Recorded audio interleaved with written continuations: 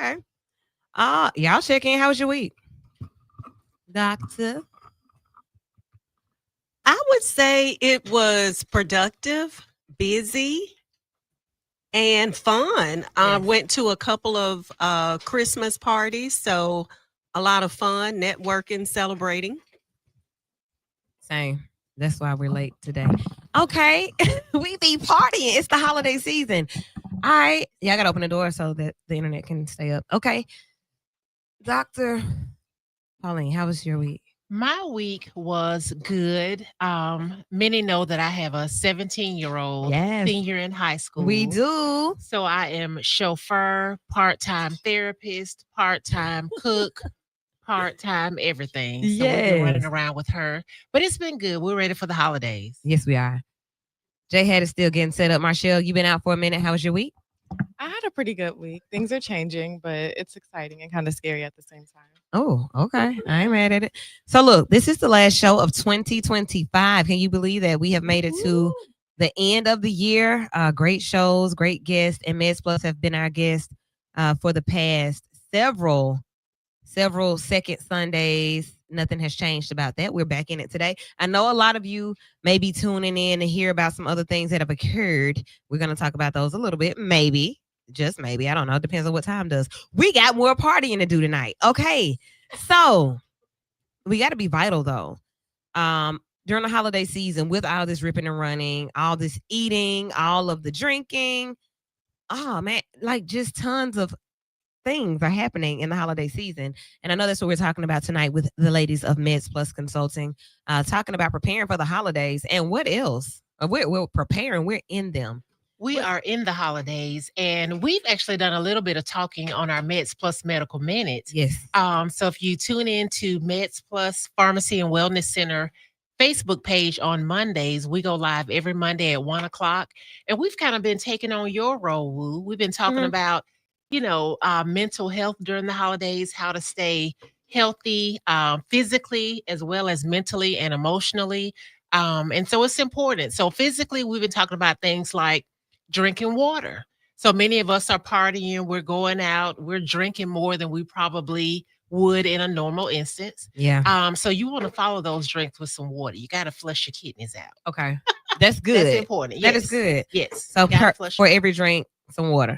drink you a bottle of water. And okay, so I remember last year's show when we talked about, I told you all about something that I saw where they were using the muffin pan for for your portions. Mhm. Yeah, I remember we talked about that last year. Mhm. So it's been a whole year since we had this conversation, and I tried that with some people. They got upset. They was like, "That's too small." I'm like, "Well, that's why this is what you got going on, because you need a muffin size."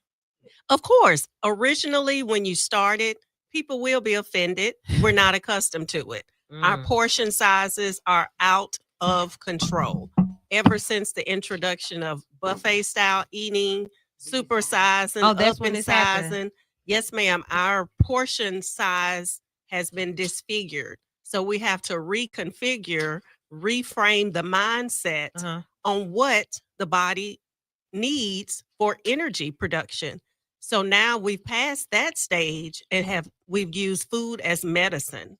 And it's how we feel, how it makes us feel when we eat it, or the different times when we eat it, or if it's mindless eating. Yeah. And that's what puts the extra pounds on. So I like to think of the 80-20 rule. For food too? Yes, ma'am. That was just relationships. Okay. So yes, our relationship with food is out of balance. Come on here. Okay. So I would say Monday through Friday is our 80%, where we try to do the right thing at each meal. 20%, that's your weekend. You're free. Do what you want to do. Okay. Then over time, you'll start to realize that, you know what? I really didn't miss that 20%. And it just starts to get better. So, of course, during holidays, we have more succulent desserts, offerings available. That dressing though. Yes. That's the one for me. Yes. Now that I know I can make it and it's tasty. Ooh, we Babe, I have wanna- to share. It's fire. Okay. I believe. So like I don't like bread normally, but in some cornbread dressing, I'm going crazy. I want 2 plates. And that's not my norm, but I want that. I'll just eat that by itself. Where are the veggies? I eat those all the time. I ate them already, but I want some more of that. And I'll eat some more greens too. I want to add a childhood trauma component to the portion size. A lot of us were forced to eat our whole plate under the gun of an ass whooping. Or the people starving in Africa. Yeah, and the parents didn't discern whether this person just don't have that much appetite. It's just whatever get on this plate, you're going to eat. And at the end of the day, it's a symptom of poverty because we don't have food to waste. But you could very well in your household be conditioning your child to be consuming more food than they naturally would. And here we are stretching these stomachs out because we putting more food in a stomach that ain't prepared for it, designed for it, or desires it, because we got to get this food out the way. Right. Absolutely right. What we have learned or been conditioned to, as you said, it's no fault of our own. And we can't blame our parents, grandparents. They were doing the best they could.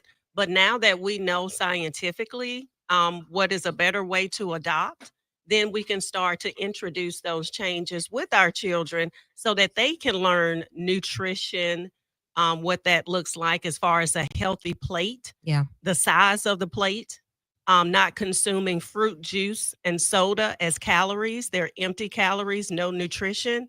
So just small sustainable changes can get us there. But I agree with you, Eddie. And again, I was consuming all my carbs in sodas more, like, because I consume a lot of liquids when I'm eating my food. And so if I was drinking tea, I'm having a bunch of tea. If I'm drinking sodas, I'm having a bunch of sodas. So changing that to water has helped tremendously, just alone. And it's like, because just those empty calories, they don't help, they just harm, And now, after a year of not having a soda, I had a half a soda. I had 50% soda, 50% water, and it just tasted like my brain remembered soda usage. And it was good. Really? And I'm like, it's crazy how much we are conditioned to taste what we tasting, but things can taste better if we would try something different. And then you realize, I realize now there's so many good, healthier bread options that I ain't have to be eating white bread all this time. I didn't have to be choosing the butter bread, I mean, look, don't get me wrong. Look, it's still healthier to put butter on my wheat bread and toast it like I wanted to than to eat butter bread, if you just breaking it down. But I just found so many things that they change up how my diet has been, and it's been pretty easy. But you know what? Think about sugar. There have been many studies that say sugar is more addictive than some of the most addictive drugs. So think about what that is doing to your brain when when you're accustomed to drinking the sodas and the sweet teas. I'm a sweet tea drinker. I love me some sweet tea. But it excites the dopamine and those activities of the brain that is pleasurable and makes you happy. And so when you don't have that, you can definitely go through withdrawals, but minimizing that or decreasing it over time can help with those type of symptoms. Okay. So Meds Plus Consulting is in the building every second Sunday. What's hot in health? I know that right now we're talking about holiday meal preparation and just paying attention to what you eat. What else have you all been talking about and thinking about to get us or to keep us healthy during the holiday season? So the other in there. Yes. This time of year, it can be very overwhelming. Yeah. With all of the activities that you have to do, you normally wouldn't be doing. It can be a stress and strain on the family financially. But also for people that have lost loved ones. Yes. When the holidays come, grief gets real heavy. And it gets real thick, and sometimes it just comes from out of nowhere, and it can be paralyzing for some. Right. So we have to remember to allow ourselves to feel that. Yeah. But also, what are some of the things that we can do to cope when those things happen?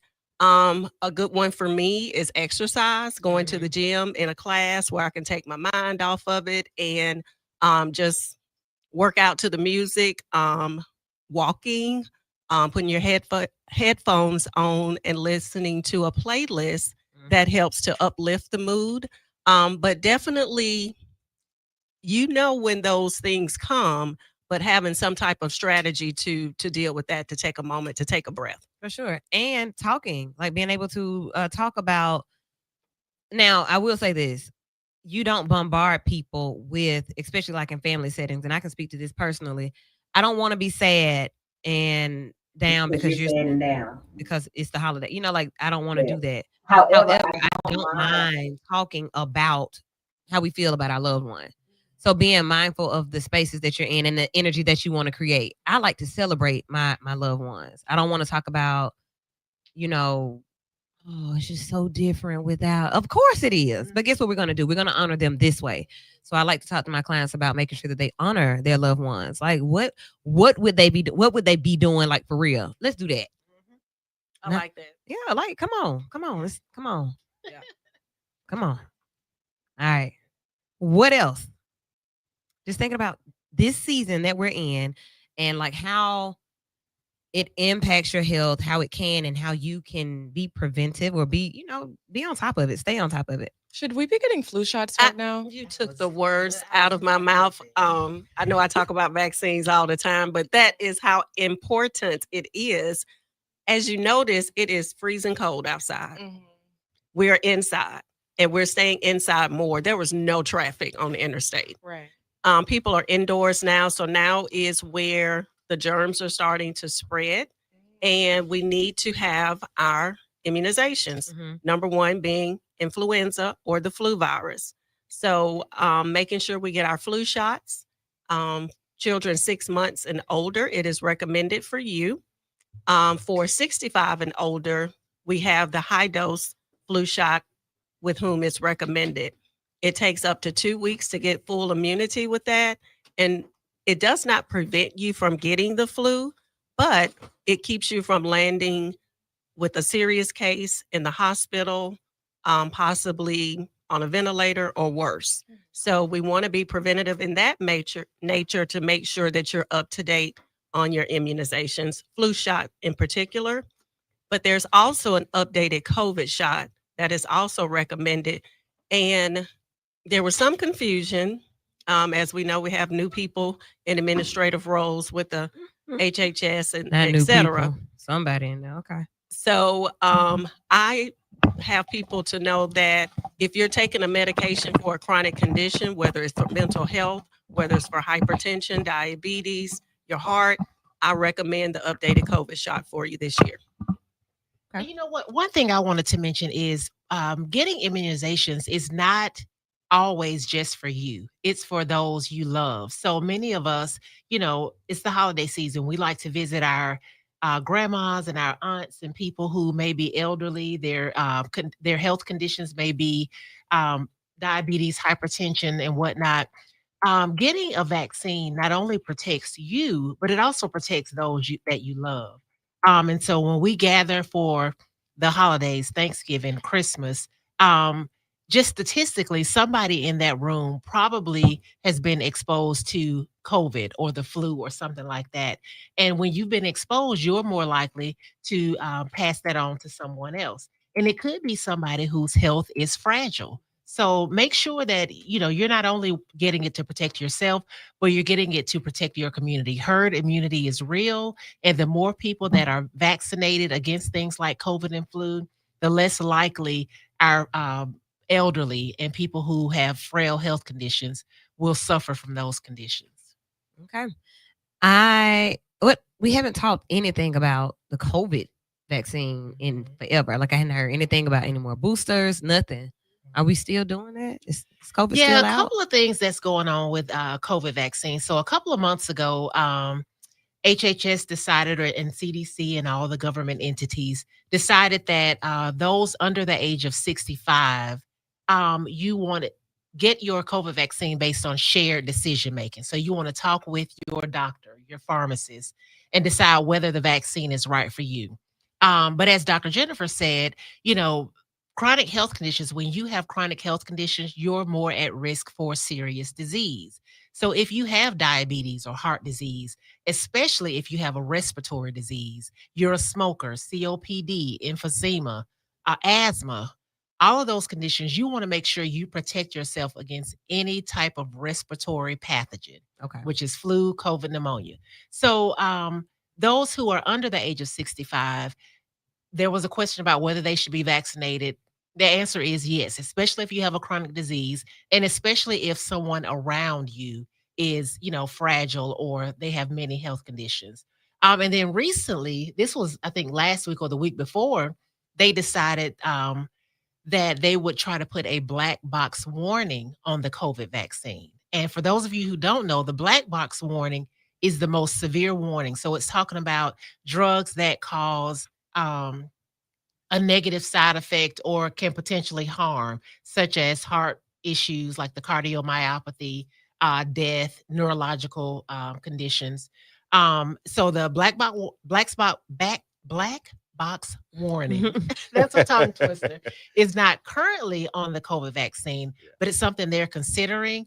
And again, it's important to know that any medication can cause a potential side effect. The interesting thing about this warning is that there have been no new studies or no new evidence to say that the COVID vaccine warrants this warning. It's just something that they've decided they want to put on there. So again, it's more important to protect yourself and those around you, and talk to your doctor, talk to your pharmacist about whether these vaccines are right for you. All right. Yes, interesting y'all brought that up because school was really empty this week. Flu and COVID. And so even, Victoria was exposed. And so when you go to the doctor, you literally got to kind of test for both, right? So if you only go in there saying I was exposed, is that something that everyone should be kind of thinking about when they go to the docking box and things, like go ahead and get both tests? Absolutely. And that's currently the norm or the standard of care right now. So much so that you can purchase the COVID test, even the at-home test, and it's a combination for not just the coronavirus, but also influenza A and B, Okay. which will be for the flu. So that So you is can the get standard. that at the pharmacy. Yes, sir. So they just come on down and pick that up from you. Come on down to the Meds Plus. Now, that's what I'm talking about. See that alley? And we Y'all saw have- that alley-oop? That was good. And we do have curbside service. So when you get there, if you need us to bring it down to you, we can do that as well too. And it is a combo test. That's perfect. Awesome. Where are you all located? We're located on Richard Arrington Jr. Boulevard North between 2nd and 3rd Avenue North in downtown Birmingham. Love it. So if you're looking for a new pharmacy, you want to get in with some people that explain things and can have conversations with you like how we're discussing now, get in touch with Meds Plus Consulting. So thinking about the holiday and being around people, I want to kind of switch the conversation up just a tad bit. Like physical health is one thing, but we also know that, yes, your mental health, your emotional health plays a big part in how you do the holidays. Being frustrated, easily agitated, aggravated, Not getting enough sleep. definitely like going too hard. Because when I tell you we've been outside. But like all of these different things and how you balance that. Like, how do you balance that? And I want you to jump into and kind of, share with us on that. And then Meds Plus from a pharmaceutical standpoint, how do I really mind my mental during the holiday season? Because right now I'm just festive, for real. If it ain't festive, I don't want to hear it. It ain't festive over it, I'm not coming. And then at the end, I'm gonna crash. Like it's gonna be Okay. how to do it, Eddie. Step number one, this is a time of family. Okay.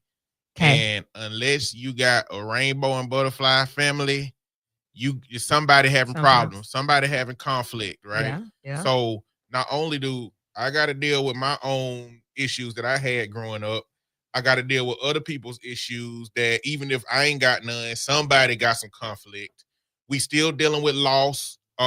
We got a lot of families that's in 2 and 3 years of recovery of losing a lot of people during COVID. Yes. So is getting together for the holidays a tough time because we haven't really talked about these losses? Is it different seeing auntie without uncle? Is it hard seeing grandma without granddad? Just know that this is a time of family. So this is going to be a lot of us reverting back to those little childhood roles. You've been running your household for a decade now, but so when you go home and mama say, hey, get up and go do this, baby, you get up and go run and do it.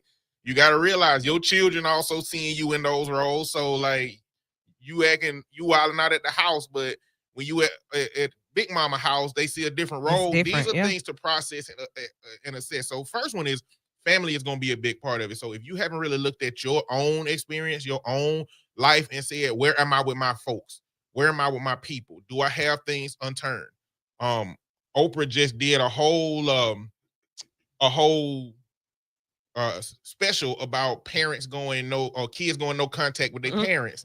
So how many of y'all parents, this is gonna be the first holiday where your child ain't show up and you ain't really like took no accountability for the thing that they've been asking for? And those of you, the kids, let's go to the kids. Those of you who ain't really setting boundaries, you just disappeared, didn't give nobody a chance to recover from whatever it is, is that a good move for yourself? But for me, when it comes to therapy, the most significant factor is everybody finna be dealing with family. So the first week after Christmas and after these holidays, Thanksgiving too, we do recovery. Okay, tell me about family experiences. Tell me about how the holiday was. So you need to keep that in check to make sure you're making sure what your mental health is going to be. Do you have the space to deal with your family, or do you have to take some of that back? Also, how do you recover from dealing with family? So to me, that's the biggest part. That is the biggest. If you can manage yourself amongst family in a holiday season where you're going to have high contact with them, that's important. Hey, look, I like that because you have to prepare for different. Like if you're not used, we're all used to it at some point, but the newness, it seems like everybody is different now. And I think I'm at one of those points in life where I'm right in the middle. I've always been kind of like right in the middle of all the generations. A key for me is to always have something fun prepared. I got the games ready. Let me get y'all some mimosas. Try to make it light from that. Like, drink this eggnog. Whatever it takes to get it set. We're going to set the tone. So typically I'll host for that reason. I'm going to have everything prepared when you arrive because it's stressful to get somewhere and people still run around trying to cook. I'm about to go to somebody else's mama house. What is this? Okay. And look, whatever dish you supposed to bring, give yourself an opportunity to mess that up. You better try. You hear me? Don't just try it. Don't do it the last minute and take it up there because you finna have to deal with a year being talked too crazy, especially if you got a family that'll roast you about that you done messed up the macaroni and cheese. Or the dressing. That's how that came about. And don't do anything new. Don't try a new recipe. Don't just bring it the same way you have always. I wanted to add cranberries this time. Why? One of my cousins for Thanksgiving we like the regular cranberry sauce in the can. Yes. No whole cranberries. And she brought the whole cranberry sauce. I was like, what is this mess? Why is this here? I picked up the wrong can. Another hint, if you're going to try something new, make two. Make it regular and then make it new and be like, look, fam, I got something new. Look at the classic over here. So I know y'all, some of the old heads, y'all just gonna eat the classic. But for those of you who are a little bit more experimental, taste this. If y'all like it enough, everybody else might be interested. Bring two. Do not substitute what everybody expect for something new. Bring two. Yeah, Hey, come on.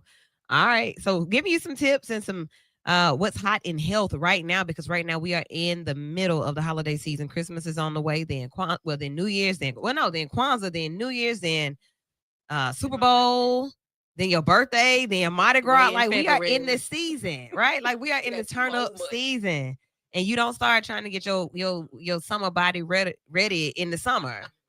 The spring will be here before you know it, and you like, I saw what was going on. Let me figure this out before.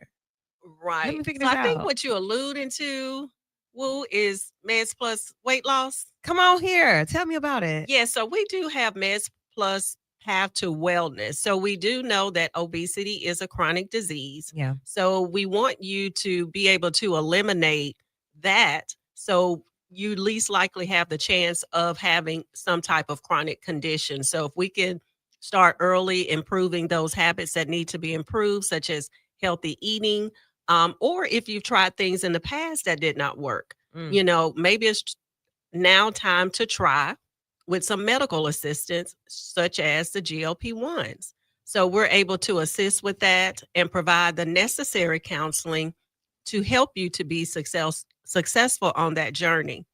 Too often I've heard of many people that have tried it and still try to maintain their old habits. And partly that's the reason why they were not successful. So the ones that have joined us have been very successful. And we kind of, as we talked about before, reframing what does a meal look like, not skipping meals. That's a bad habit a lot of people have, particularly breakfast. But what does a healthy plate look like, and how can we do well with the GLP-1s? Because we know that there are side effects with that, but they can be minimized if you know ahead of time and be able to prepare for it. There can be side effects. So like if you can't just take a GLP-1 for an event one time. Like I I don't really know how it works. I know some other drugs that work just for like, I need to lose some water weight. Okay. But then there are others where you actually do a shot, like you do an injection. That's what you call the GLP-1s, right? Yes. We talked about microdosing on here not too long ago with other medications, because baby, just take a little bit of this because you just need something. But when it comes to weight loss, what are the side effects, and what is happening? The reason that people are having these adverse side effects. Okay, so with the GLP-1, the way the medication works, it's actually a hormone that we have in the body. But what it does, it reduces what we call gut motility. So the food is going to hang around longer. It's not going to digest as quickly. You're going to stay full longer. You're going to be satisfied. It's going to quiet the food noise that you have.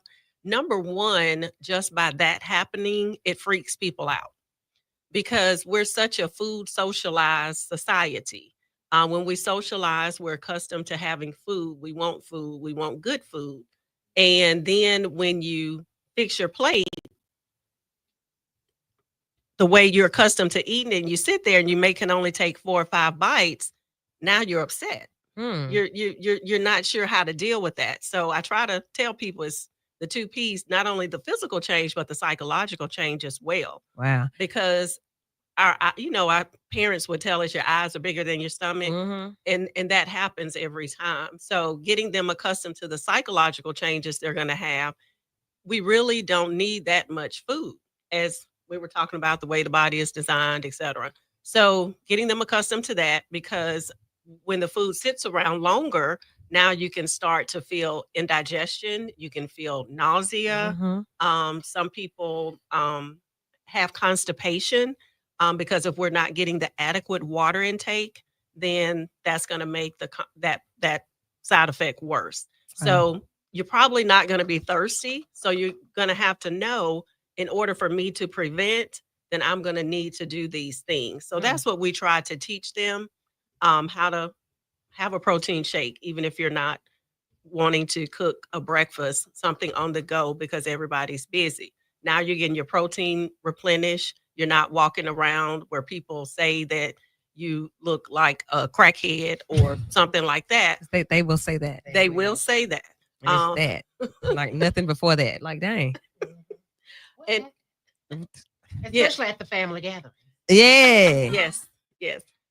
So just making sure that they understand how the medicine works, how their behavior will need to adjust to have a successful try at it. And that's why the initial dosing is a lower dose, and then you gradually go up as we see that you can tolerate it. And then you'll start to see, okay, my body doesn't need that much food. I do have energy. I can do these other things. You do have time to make the right decision to get a lean protein and some veggies versus just going through the drive-through. Yeah. So it kind of reteaches your choices on that as well. Something to think about. So if you are at home thinking about the fact that I do need to lose some weight, like I will be healthier and happier if I lost some weight, this is a program that people can sign up for throughout the year, or is it certain cohorts? No, throughout the year. Okay. So contact information again for that. 205-650-4636, or you can visit us on our website, which is medsplusconsulting.com. And we have a contact form on there, and we'll be in touch. Meds Plus Consulting. Eddie, I know when you started on your journey with diabetes management, you were saying something about how like you didn't think about food the same way. I ain't understand that when you said it. Yeah, no, like my relationship with food changed. Like I would look at food at first and be like, my man, what's up? But then it turned into, who all gonna be over there for real?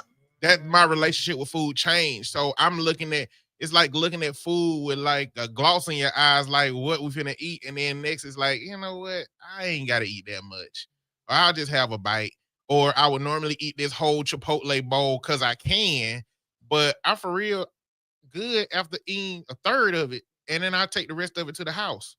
It just I started can eat all that. shifting slowly, and then there was some intentional mind shifting because I started being like, dang, like I said earlier, I ain't never have to be eating white bread like that, especially if this bread, even if it just adds some like healthy fats because it got like some nuts in it or it's some ancient grains, you know, in it. Even if it adds more fiber, it's still this is still better than what I've been consuming. And so it was the same thing with food. It was like, you know what? I would normally make myself 2 sandwiches, but now I make myself 1 sandwich. You know, Because why am I doing all this? exactly. So we would change roles then because something happened a few months, maybe like right after my birthday. I was like lean and trim as I always am for my birthday. The next month, which was last month, I was like, what has happened to me? I was really excited about some food and drinks. What we going to eat? I don't care who I'm going to be over there. You know what I'm saying? It was a different type of situation, but now I'm back to normal. So I was like, maybe that was like some mini pause or some. I didn't know what. Yeah, just mini. Yeah, Okay. mini. Not a lot. I said this might be some of that because what is happening? Then had a vitamin D deficiency, like severe deficiency, but I got on this amazing vitamin. I spoke about it. I need to endorse them on the J head. That vitamin is everything. Got on that, and I'm back to normal, and I'm not feeling how I was feeling about eating. What's up with it? Because I was tripping.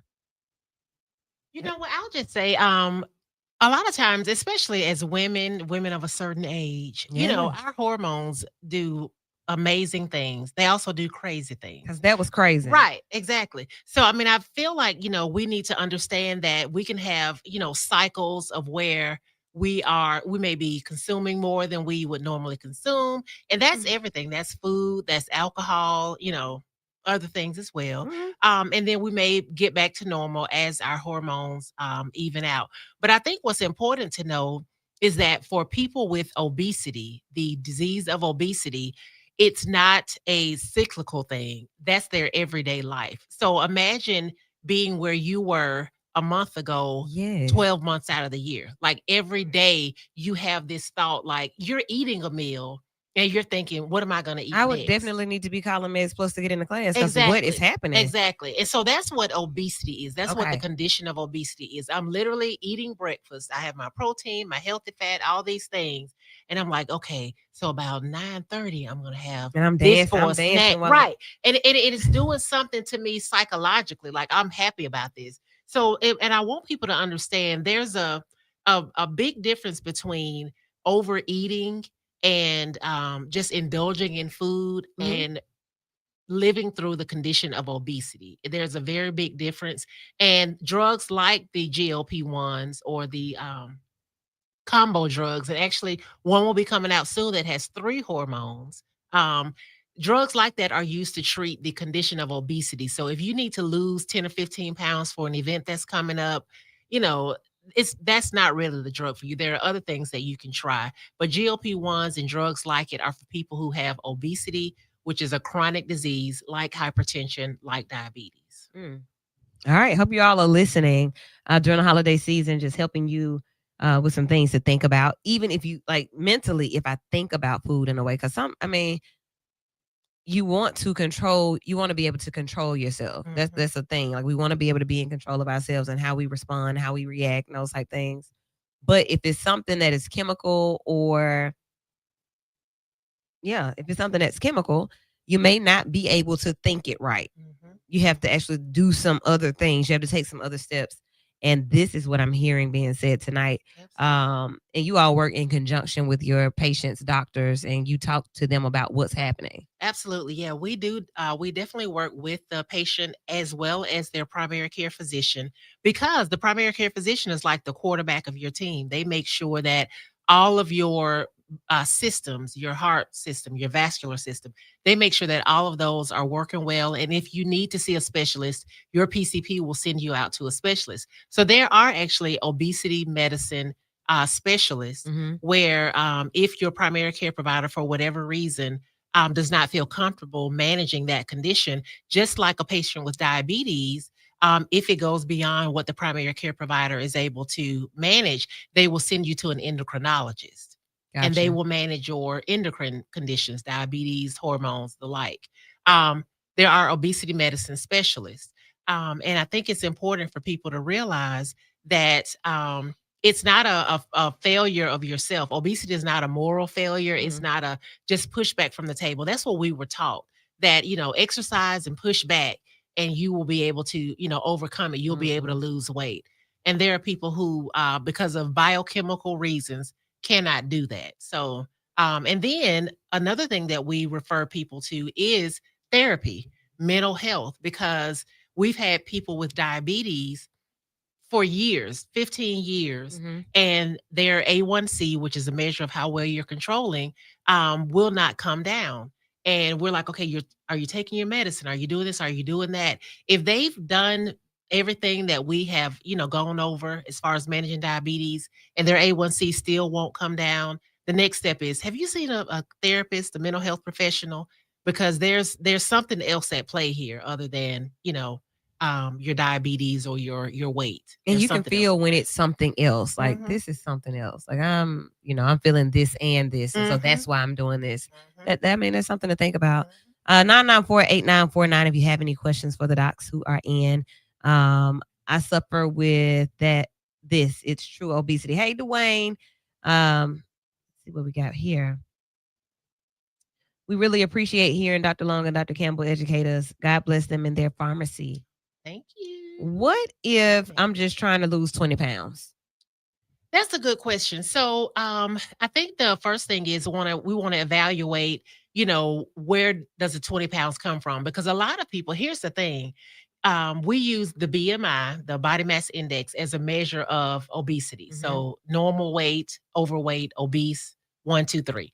And so we want to evaluate, why 20 pounds? Like, where did that come from? Is it something you've just decided you want to lose, or will that take you from overweight to normal weight? And so just imagining deciding why you want to lose the 20 pounds. Then we look at your lifestyle. So, what are you consuming?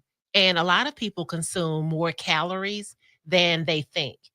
So having things like, writing not necessarily writing it down because it's 2025, but putting it in your phone, putting it in your phone, using apps. Yeah. And there are AI apps now where you can take a picture of your plate and it gives you the macros of that particular particular meal. Those apps are outlandishly accurate. Yes. They're outlandishly the AI stuff or the apps. It's all of it. The app have AI in it, and you take a picture, and it's like, it don't matter if you got a sauce on your something, it just calculates everything. And it's like, how did they know that my sauce was a lemon butter sauce? Right, and that's what they know. That could have been a hollandaise. It could have been anything else. That's lemon butter sauce. It be accurate, and I guess it probably just calculates what you're most likely to put on this kind of meal based on how many people are putting this. It's calculating everybody in America doing something and putting it in there, but they are ridiculously accurate. And it did help me count what I was supposed to be counting. Because with diabetes, the order of the foods that you eat is important. Not eating certain foods by themselves is important. Absolutely. And making sure you eat carbs with healthy fats with protein. Eating those three, they work differently to get your numbers so it don't shoot up high. Some people don't even know the difference between carbs and proteins. What is fat? I know chicken, a meat. Like when they say pick your protein, that's how some of us know, because it's like the meat. Yeah. Right. What else is it? What's the other one? Carbs. We think that's bread, right? Some pasta. Okay. And what else? Fiber. And your fiber. What them? Beans. Okay. Some fruits, the peel, Look at have fiber. But I mean, I think that's why it's important to, to take classes such as the Meds Plus Diabetes Education class, because if you get diagnosed with a condition like diabetes, and we've done the research, and less than 6% of people diagnosed with diabetes take a diabetes education class. So you basically now have this chronic disease, which Eddie, I mean, I'm sure you did a lot of research. You actually sought out the information. There are people who will just seek it from their family.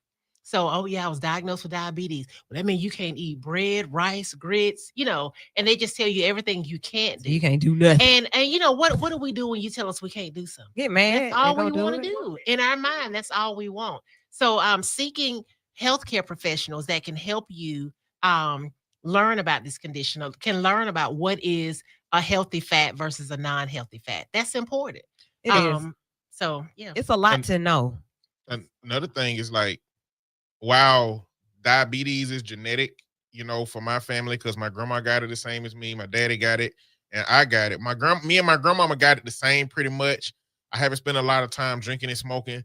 My daddy had been drinking and smoking heavily for a long time. And so, I don't know how much that impacts diabetes, but I know that, putting impurities in your bodies compromises the systems that govern your body. And so his diabetes is just different. Like he can barely walk. He got to have a sneaker bar in his pocket. He can barely walk to do exercise without potentially passing out, or the glucose pills, that he got to have. And that's never been an issue with me or my grandma, in terms of that. But my daddy's, input when I called and told him I got type 2, he's like, listen, if I want cake, I don't eat rice. If I want rice, I don't eat cake. And I'm like, but when I started my own research, I realized that the portion of rice my dad is eating is 4 times what the normal was supposed to be He eating. gets a bed of rice. Yes, it's crazy. Like, listen, aesthetically, the amount of rice we supposed to be eating just don't look good on the plate. It's right, because if you say a portion Yeah. is a 10-pan size, going back to that, like when everybody gets ready to go, and you put the leftovers in this tin in the aluminum muffin pan. Y'all know how small a muffin pan is. They were so mad, baby. You can get 2 muffin pans then, okay? It's like But that's what you need. when you go to Applebee's and you get that Fiesta Lime chicken, that bed of rice they put it on, irrational amount of rice compared to what we supposed to be eating. And that plating standards, because I remember looking at them French restaurants and they'd be having like a little piece of something right here with a little drizzle Babe, on it. And it's like, $100 I'm like, it's too much white left on the plate. for $75. What you got, Marshall? All of this just reminded me of when I was in home ec in like middle school, and they would tell us that like you have to eat like your palm size of food. Is that still the standard? It's still the same. Okay. Because your stomach is actually small, right? But like, have our stomachs evolved to be bigger over time? We have stretched it over time, and you can allow it to shrink, but it's going to be uncomfortable for at least a week or two until the mind and the body catches up with that. So going back to the eating, and I see a lot of people asking about the 20 pounds, and it does take a lot of education around, as Eddie was saying, the eating and the foods that we put together.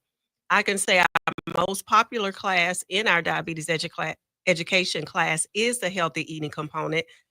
I know enough about nutrition to be dangerous. So we have a relationship with Dr. Brittany Chester. She has her own practice. She comes in to speak. They love her presentation. She will put up on the screen Chick-fil-A, how many carbs. So she focuses on the carb component, so you can kind of understand the choices that you need to make, and to make them without losing out or feel like you're giving up on flavor or what you want to eat.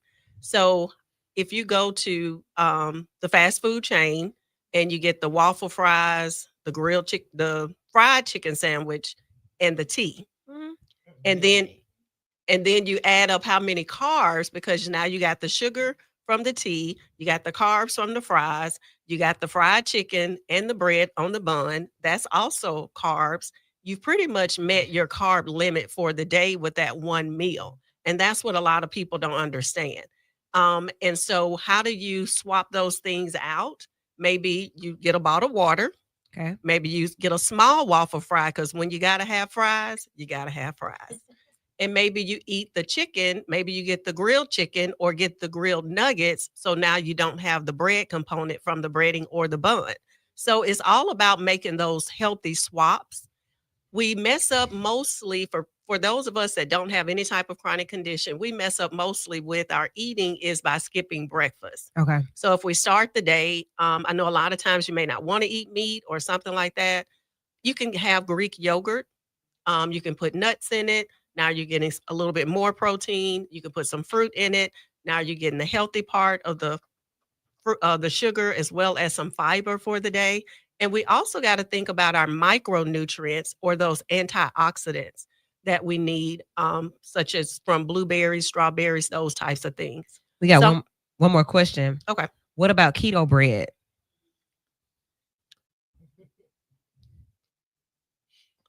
Let me. I'm gonna tell you what I'm acting like it's not. What's wrong with it?